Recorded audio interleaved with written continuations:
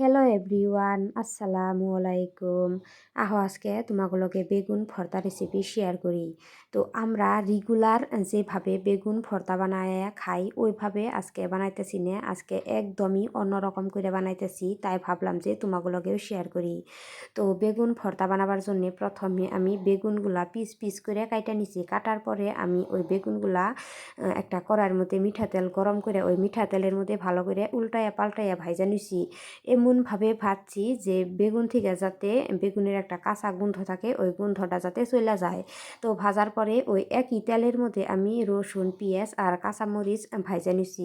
ভাজার পরে বেগুন আর কাঁচামরিচ, রসুন, পেঁয়াজ এগুলা ঠান্ডা ওভার দিছিলাম। তারপরে একটা প্লেটের মধ্যে নিয়ে আমি রসুন, পেঁয়াজ, কাঁচামরিচ আর ওইখানে অল্প লবণ নিয়ে ভালো করে কষলিয়া কষলিয়া ডইলা নিলাম। ডলার পরে ওইখানে আমি ধনিয়া পাতা কুচি নিয়ে ভালো করে কষলিয়া কষলিয়া ডইলা নিলাম। ডলার পরে এইখানে আমি বেগুনগুলা যে ভাজা থুইছিলাম ওই বেগুনগুলা নিয়ে ভালো করে কষলিয়া কষলিয়া বেগুনের ভর্তা বানিয়ে নিতেছি। তো বেগুনের ভর্তা বানানোর সময় আমি বেগুনের যে বাকলা আছে ওই বাকলাগুলা বাইসা বাইসা ফালাইয়া দিতেছি।